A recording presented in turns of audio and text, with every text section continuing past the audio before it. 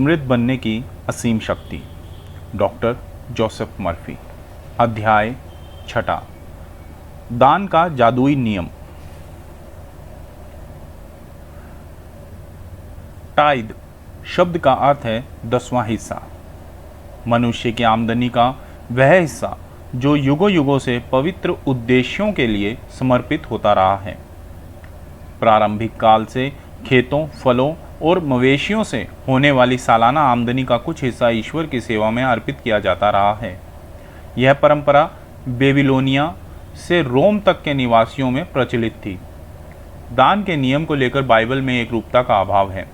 इसका मूल कारण यह है कि दान का आम सिद्धांत अलग अलग युगों में अलग अलग तरीकों से प्रयुक्त होता रहा और इसमें धार्मिक तथा राजनीतिक दबावों की वजह से बदलाव होते रहे। दान जीवन के बुनियादी नियमों में से एक है और इसकी परंपरा अतीत में इतनी पहले शुरू हुई कि हम पता नहीं लगा सकते कि यह कब शुरू हुई। पैदावार पाने के लिए किसान को दान देना होता है। उसका दान फसल का वह 10वां हिस्सा होता है जो वह अनाज, मक्का, जौ या ओट्स के बीज के रूप में बोता है। यदि वह यह दान ना दे तो उसे फसल ही नहीं मिल पाएगी। दौलत का दान देने का आदर्श तरीका यह है कि आप अपने धन, जमीन, शेयरों, बॉन्ड्स या किसी अन्य प्रकार की भौतिक संपदा का एक निश्चित प्रतिशत निकालें और उसे सत्य के प्रचार प्रसार के लिए दान दें।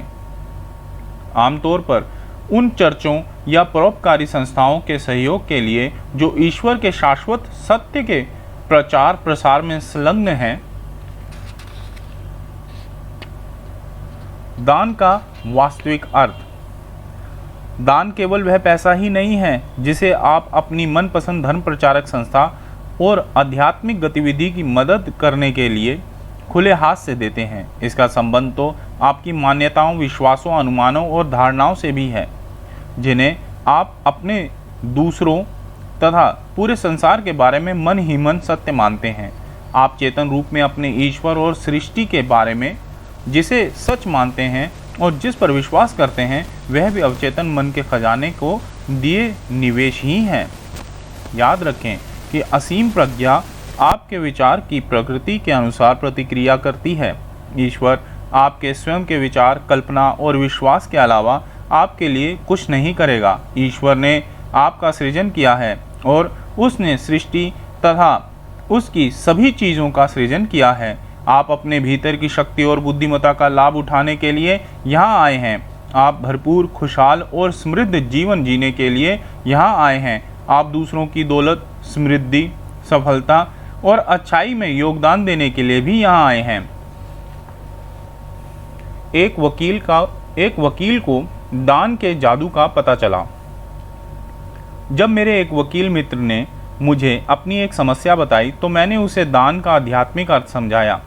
उस वकील को अपने मुवक्किल की ओर से न्यू ऑरलियंस जाना था। मुवक्किल ने उसे बताया कि लुसियाना के जिस वकील से उसे मिलना है वह बदमिजाज, झगड़ालू, चिड़चिड़ा और बहुत असहयोगी है। मैंने वकील को सुझाव दिया कि वह दान दे, यानी यह मान ले कि ईश्वर का कार्य सामने वाले वकील के दिलो दिमाग में हो रहा है। मैंने कहा कि उसका मानसिक विवेक या विश्वास ऐसा होना चाहिए कि एक सामंजस्यपूर्ण और दैवी समाधान निकल आए जिससे सभी का भला हो।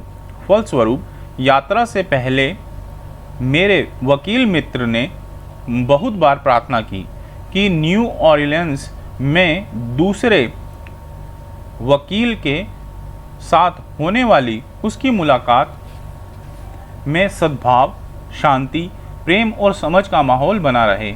जब आखिरकार मुलाकात हुई तो यह सचमुच बहुत सहयोग, सद्भाव और अच्छाई के माहौल में हुई। इससे सभी संबंध लोगों के लिए संतोषजनक, कानूनी और आर्थिक समझौता संभव हुआ। क्रिया और प्रतिक्रिया शाश्वत व निरंतर है। आपका विचार क्रिया है। आपके विचार की प्रकृति के अनुरूप आपका अवचेतन मन प्रतिक्रिया करता है।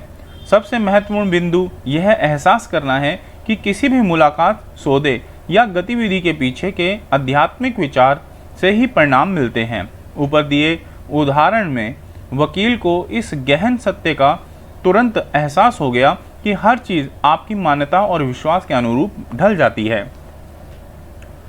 दान के नियम से सेल्स मैनेजर के लिए चमत्कार कर दिया। एक शीर्ष सेल्स मैनेजर मेरे व्याख्यान सुनने आता है। उसने एक बार मुझे बताया कि वह अपने 200 सेल्समैनों के सामने सेल्स टॉक देने से पहले दान देता है। अगर उसे 1 घंटे तक बोलना है तो वह ईश्वर को उसका 10वां हिस्सा देता है। 1 घंटे में 60 मिनट होते हैं और वह अपनी सेल्स टीम को संबोधित करने से पहले नियमित रूप से 10 मिनट तक प्रार्थना और साधना करता है। वह इस तरह प्रार्थना करता है, ईश्वर की बुद्धिमत्ता, प्रेम और शक्ति मेरे मन में भरी हुई है। मेरे सभी सेल्समैन नए विचारों से मार्गदर्शित, निर्देशित, प्रेरित और ग्रहणशील हैं। मुझे अपने भाषण की प्रेरणा और प्रकाश ऊपर से प्राप्त हो रहा है। मेरे दिमाग में मौलिक रचनात्मक विचार आ रहे हैं जिनसे सेल्समैनों, ग्राहकों और हर संबंधित व्यक्ति का भला होगा। असीम प्रज्ञा मेरे माध्यम से सोचती, बोलती और कार्य करती है। मेरा भाषण सुनने वाले सभी लोगों को तेजोमय पिता से प्राप्त होने वाले हर अच्छे और आदर्श उपहार का वरदान मिल रहा है। हर सेल्स मैनेजर ने मुझे बताया कि जब से उसने ईश्वर को अपना कुछ समय दान में देना शुरू किया, तब से उसने अपने जीवन के कई सबसे अच्छे उद्बोधन दिए हैं। उसके उत्कृष्ट कार्य के फलस्वरूप कुछ समय पहले ही उसे उसके $multi-million कॉरपोरेशन का एग्जीक्यूटिव वाइस प्रेसिडेंट बना दिया गया है। एक इंजीनियर ने दान देकर हवा का रुख बदल दिया। एक केमिकल इंजीनियर एक कॉरपोरेशन का वाइस प्रेसिडेंट है। उसने हाल में मुझे बताया कि उसकी कंपनी जिस दूसरी कंपनी को रिसर्च प्रोडक्ट सप्लाई करती थी, उस पर $10,000 का उधार था जिसे कोई भी वसूल नहीं कर पा रहा था। उसने मुझे बताया कि उसने अपने ग्राहक से मिलकर उसमें विश्वास जताया। इंजीनियर ने कहा, मैंने उसे बताया कि हमें उस पर भरोसा है, विश्वास है और हम जानते हैं कि वह हमें पूरा भुगतान कर देगा। मैंने उसे डिनर के लिए आमंत्रित किया और उससे कहा कि हम उसकी सत्यनिष्ठा और ईमानदारी का सम्मान करते हैं। हमने कहा कि उसने 20 साल से ज़्यादा समय से हमारे साथ अपने सभी सौदों में तुरंत भुगतान किया था, इसलिए हमें उस पर भरोसा है। मैंने उसे यह भी बताया कि उस पर हमारा विश्वास कभी कम नहीं हुआ और मैं व्यक्तिगत रूप से उसकी समृद्धि, प्रगति और विस्तार के लिए प्रार्थना कर रहा हूँ। 1 सप्ताह गुजरने पर उसे उस ग्राहक का पत्र मिला। पत्र में उसने बताया कि वह दरअसल दिवालियेपन का आवेदन देने के बारे में सोच रहा था, लेकिन आपकी बात से मुझ में आत्मविश्वास आ गया। अब मैं दोबारा खुद पर भरोसा करने लगा हूँ और सफल होने की अपनी योग्यता में भी हवा का रुख बदल गया और मेरे कुछ सुस्त ग्राहकों ने अब मुझे भुगतान कर दिया है, इसलिए अब मैं आपको पूरा भुगतान कर रहा हूँ। वाइस प्रेसिडेंट ने उस आदमी की प्रशंसा की थी, उसके लिए प्रार्थना की थी और उसे ऊपर उठाया था। उस आदमी के हृदय ने वाइस प्रेसिडेंट के विश्वास पर प्रतिक्रिया की। आर्थिक स्थिति उसी अनुरूप अपने आप बेहतर हो गई। किस तरह एक कलाकार ने सुंदरता के लिए दान दिया। एक नामी चित्रकार ने मुझे एक बार बताया था कि सुंदरता के लिए दान देने से उसे कितने बेहतरीन परिणाम मिले। वह इस तरह नियमित रूप से दान देता था। ईश्वर अनिर्वचनीय सौंदर्य है, पूर्ण सामंजस्य है और असीम प्रेम है। असीम का अनंत सौंदर्य मेरे मस्तिष्क में पूरे गौरव और महिमा के साथ प्रवाहित हो रहा है। मेरी उंगलियों को दैवी मार्गदर्शन मिल रहा है कि वे कैनवस पर सौंदर्य, संयोजन, संतुलन और सुडौल दृश्य उकेरे। मैं अपने कैनवस पर जो भी तस्वीर बनाता हूँ वह सौंदर्य से भरी होगी और उसे देखकर हमेशा आनंद मिलेगा। हर दृश्य और हर चित्र से मनुष्य में ईश्वर की प्रतिभा प्रेरित हो जाएगी। उसने अपने अवचेतन मन को अपना दान दिया और अवचेतन ने खुद पर छोड़ी गई छाप को कई गुना कर दिया। उसने इसे सौंदर्य से ओतप्रोत किया और उसके अवचेतन ने प्रतिक्रिया करके उसे अद्भुत चित्र बनाने का सामर्थ्य दिया। क्या आपको लगता है कि उसने अपने चित्र बेहतरीन दामों पर बेचने में कोई मुश्किल आई होगी? नहीं, उसे अपने बेहतरीन चित्रों को बेहतरीन दामों पर बेचने में कोई भी मुश्किल नहीं आई, बल्कि उसकी उम्मीद से ज़्यादा उसे प्राप्त हुआ। किस तरह उस महिला ने प्रेम के लिए दान दिया। एक रिटायर्ड स्कूल टीचर कैलिफोर्निया में रह रही थी। उसकी बहुत से रिटायर्ड लोगों से पहचान थी जो लगातार बता रहे थे कि वे कितने अकेले, हताश और दुखी हैं, क्योंकि अपनी कम पेंशन में वे घूम फिर नहीं सकते थे और अपनी मनचाही चीज़ें नहीं कर सकते थे। उसने विचारों की सीमित करने वाली इस आदत से बचने का निर्णय लिया। अपने प्रार्थना सत्रों में कई रात उसने इस तरह दान दिया, ईश्वर का प्रेम मेरी आत्मा को भरता है और मैं अपने चारों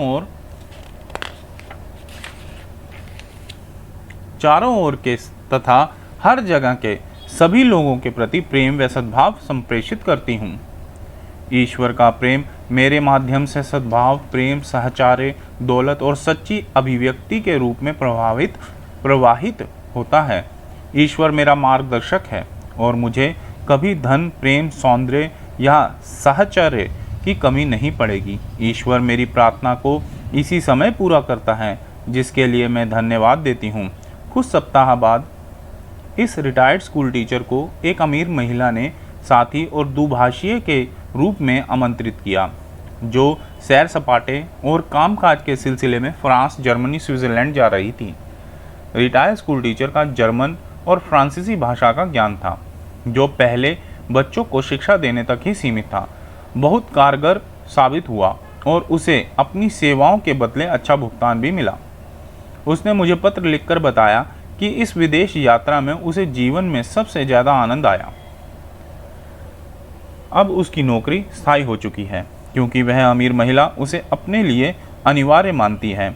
इस महिला ने निस्वार्थ रूप से दान दिया और उसे उसकी उम्मीद से अधिक प्रतिफल मिला।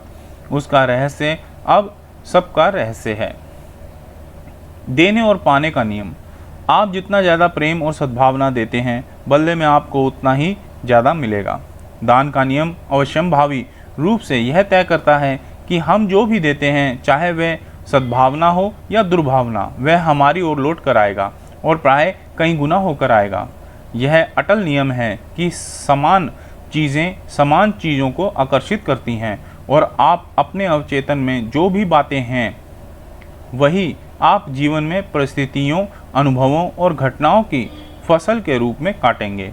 खुलकर और खुशी खुशी दें। ज़रूरी नहीं कि दान में 10% धन ही दिया जाए। बाइबल में 10वें हिस्से को जो जिक्र है, उसका वास्तविक मतलब है कि कोई भी निश्चित प्रतिशत जिसे आप अपने मन में तय करते हैं कि आप उसे खुशी खुशी और खुलकर देना चाहते हैं। मिसाल के तौर पर मान लें कि आप हर रविवार को अपनी पसंदीदा आध्यात्मिक गतिविधि में $5 दान देते हैं। यह रकम खुलकर, खुशी के साथ, प्रेम के साथ और पूरी उन्मुखता से दी जानी चाहिए। इसे देते समय आपको यह विश्वास होना चाहिए कि ईश्वर ही संपन्नता का शाश्वत स्रोत है और उसके माध्यम से आपकी सारी आवश्यकताएं हर समय, हर जगह तुरंत पूरी होती हैं। किसी को $5 देते वक्त अगर आपको अभाव या कमी का एहसास होता है, तो यह सच्चा दान नहीं है। कर्तव्य या डर के भाव से देना या मन मार कर देना दान नहीं है। इसके विपरीत इस प्रकार का मानसिक नज़रिया अभाव को आकर्षित करेगा। आपका दान किस प्रकार अत्यधिक बढ़ता है? जब आप नियम से दान करें तो एक राशि चुन लें जिसके बारे में आपको दिल में महसूस होता है कि आप उसे देना चाहते हैं। फिर मन ही मन या जोर से संकल्प करें, मैं यह दान पूरी इच्छा से दान करता हूँ, और ईश्वर इसे कई गुना बढ़ा देता है। जब आप यह करते हैं तो आप अपने अवचेतन में प्रचुर दौलत का विचार बो रहे होते हैं, जो आपकी दौलत को असंख्य तरीकों से बढ़ा देगा। बाइबल के उदाहरण का यही आशय है। दो और तुम्हें दिया जाएगा। लोग तुम्हारी झोली में इतना डालेंगे कि यह छलक पड़ेगा, और जिस पैमाने से तुम दोगे उसी पैमाने से तुम्हें दिया जाएगा। अपनी आमदनी दिन दूनी रात चौगुनी बढ़ाएं। दोस्तों, इस वाक्य को डॉक्टर जोसेफ मर्फी ने जिस तरह से बताया, कृपया करके इसको ध्यान से सुने। ये बहुत अच्छा वाक्य है जिसको आगे बताया जा रहा है। अपनी आमदनी दिन दूनी रात चौगुनी बढ़ाएं। नियमित रूप से आर्थिक उद्देश्यों की खातिर बिना शर्त दान दें। जब आप वह राशि देते हैं जिसके बारे में आप महसूस करते हैं कि आप उसे खुशी खुशी दान देना चाहते हैं, तो आप दरअसल एक सुदृढ़ आर्थिक दृष्टिकोण से दान दे रहे होते हैं। इस सही और उन्नत नज़रिए से शुरू करने पर आप पाएंगे कि आपके मन में खुशी खुशी ज़्यादा से ज़्यादा देने की इच्छा होगी, क्योंकि देने और पाने के नियम के आधार पर आपकी आमदनी दिन दूनी रात चौगुनी या इससे भी ज़्यादा तेज़ी से बढ़ती है। आपने अपने उपहार को दुआ और खुशी के साथ मुक्त किया। आपके अवचेतन मन ने उसे 1000 गुना बढ़ा दिया। यह नियमित रूप से दान देने वालों के लिए वाकई दौलत बढ़ने की कुंजी है। वे असीमित मस्तिष्क के नियम का इस्तेमाल कर रहे हैं जो उनके लिए काम करता है, भले ही उन्हें यह बात मालूम हो या ना हो। किस तरह उसने संपन्नता के लिए दान दिया। एक व्यवसायी ने हाल ही में मुझसे कहा, संसार में बहुत पैसा है, हर चीज़ प्रचुरता में है, और मैं जानता हूँ कि मेरे अवचेतन मन में अंतहीन संसाधन हैं जिनका मैंने कभी दोहन नहीं किया। मैंने संपन्नता के लिए व्यक्तिगत रूप से इस तरह दान दिया। मैंने कई बार यह संकल्प कहा, ईश्वर मेरी संपन्नता का स्थायी स्रोत है। वह मेरी सारी ज़रूरतें तुरंत पूरी करता है और उसकी दौलत मेरी ओर बिना रुके अथक तथा अंतहीन रूप से प्रवाहित हो रही है। जब उसने इन सत्यों को दोहराया तो उसने अपने अवचेतन मन तक यह विचार पहुंचाया कि दौलत सैलाब के रूप में उसकी ओर प्रवाहित हो रही है। यही आर्थिक सफलता का आपका मार्ग भी है। उसने दान तो दिया लेकिन अमीर नहीं बन पाया। कुछ समय पहले एक आदमी ने मुझे बताया कि उसने अपने चर्च को नियमित दान दिया, लेकिन इसके बावजूद वह अमीर नहीं बन पाया। बहरहाल मुझे पता चला कि उसने अपना साप्ताहिक दान पूरे मन से नहीं दिया था, और वास्तव में उसे महसूस होता था कि चर्च को दान देने की वजह से उसकी संपत्ति घट रही है। उसके मन में अवरोध थे। हमारी बातचीत के बाद उसने अपना नज़रिया बदल दिया और इसके बाद खुशी खुशी दौलत दान दी। जल्द ही उसने पाया कि वृद्धि का नियम उसके लिए भी काम करने लगा है। मैंने उसे यह भी समझाया कि बाइबल में दान का अर्थ विभिन्न परोपकारी संस्थाओं को पैसा देना नहीं है। हालांकि इस प्रकार की उदारता प्रशंसनीय है। दान में पैसा ईश्वर के सत्य के प्रचार प्रसार और उद्देश्य से दिया जाना चाहिए, यानी उसके प्रचार प्रसार के लिए, जहाँ से आपको आध्यात्मिक सहायता और प्रेरणा प्राप्त हो रही हो। उसने कृतज्ञता से कहा, मुझे यही समझने की ज़रूरत थी। अब मैं दान का वास्तविक अर्थ समझ चुका हूँ। वह दान को उलट रहा था। मेरे एक परिचित ने एक बार मुझसे शिकायत करते हुए कहा, मैं न्यूयॉर्क के एक धार्मिक समूह को हर रविवार बहुत सारा पैसा दान देता हूँ, लेकिन मुझे महीना पूरा करने में मुश्किल आती है। मुझे पता चला कि उसका नज़रिया यह रहता था, मैं बदले में कोई चीज़ नहीं चाहता।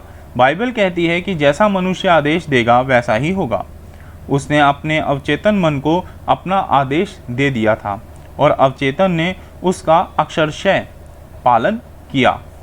मैंने उसे समझाया कि वह अपने अच्छे कार्य को कुछ उसी तरह उदासीन कर रहा था जैसे ज़मीन में बीज बोकर उसे कुछ देर बाद खोद कर देखना, क्योंकि इससे इसका बढ़ना रुक जाता है। उसे समझ में आ गया कि यदि किसान ज़मीन में बीज बोता है तो उसे अपने आप फसल मिलेगी, यानी ज़मीन और मस्तिष्क के नियम समान हैं। वह यह उम्मीद करने लगा कि दौलत के नियम उसके लिए काम कर रहे हैं। इससे उसकी आर्थिक स्थिति में ज़बरदस्त सुधार हुआ। दान देने में बुद्धिमत्ता का अभ्यास करें। आप रिश्तेदारों या गरीबों को कैसे दान देते हैं, इस बारे में बहुत सावधान रहें। उन्हें खुद की मदद करने में सक्षम बनाना बिल्कुल सही बात है, लेकिन इस बारे में सुनिश्चित कर लें कि आप उनकी पहल शक्ति ना छीन लें। अपने पैरों पर खड़े होने और अपनी सर्वश्रेष्ठ योग्यता के अनुरूप समस्याओं में उबरने की प्रेरणा ना छीनें। जब लोगों को बड़ी आसानी से और बार बार मदद मिलती है तो वे परावलंबी हो जाते हैं और अंततः खोखले व रोतले बन जाते हैं। आप उन्हें जो सबसे अच्छी चीज़ दे सकते हैं वह है समृद्ध सोच का नियम। यह सुनिश्चित करें कि आप नासमझी से दान देकर दूसरों को उनकी छिपी योग्यताओं और गुणों को विकसित तथा अभिव्यक्त करने से ना रोकें। आपके नासमझी से दिए गए दान को लेने वाला प्राय आपसे द्वेष करता है। वह बाध्य महसूस करता है और अपने बारे में आपकी करुणा और कमतरी के विचारों को भांप लेता है। वह जानता है कि उसे भी आपके जितना दौलतमंद और सफल होना चाहिए। वह अपराधी महसूस करता है क्योंकि उसे महसूस होता है कि वह अमर बेल की तरह आपका शोषण कर रहा है।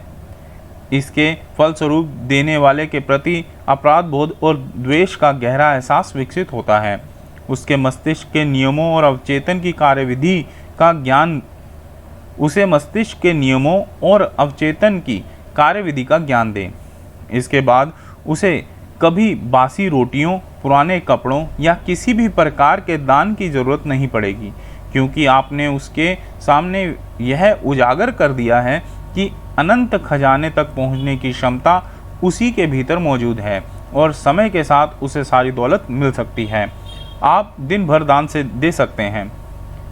दिन भर दान देने का अभ्यास करें। सभी लोगों के प्रति प्रेम, दयालुता, मित्रता, हंसी, विश्वास, उत्साह और सद्भाव व्यक्त करें। आप इनका 10वां हिस्सा नहीं दे सकते।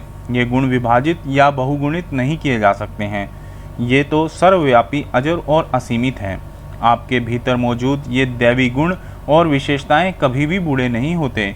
यही नहीं, प्रेम, कोमलता, दयालुता, अच्छाई, सत्य, सौंदर्य, शांति और खुशी, ये सभी ईश्वर के हैं और वे शाश्वत, सर्वव्यापी तथा अनंत हैं। जो चीज़ वास्तविक है उसे आप प्रतिशत के आधार पर नहीं दे सकते, दौलत भी नहीं। लेकिन जब आप सही तरीके से दान देते हैं तो दौलत आपकी ओर उसी परिमाण में प्रवाहित हो सकती है। स्वर्ग की दौलत दान में दें। प्रोत्साहन, आस्था, आशा, कद्र और कृतज्ञता दान दें। जब आप इस तरह से दान देते रहते हैं तो ईश्वर आप पर अपने वरदानों की बारिश कर देगा, जिनमें आर्थिक, भौतिक वरदान भी शामिल हैं। तुम अपने सारे दान को खलिहान में ले जाओ ताकि मेरे घर में भोजन रहे। मेजबानों के स्वामी ने कहा, ताकि जब मैं तुम पर वरदान उड़ेलने के लिए स्वर्ग की खिड़कियां खोलूं तो उसे पाने के लिए तुम्हारे पास पर्याप्त जगह हो। धन्यवाद दोस्तों।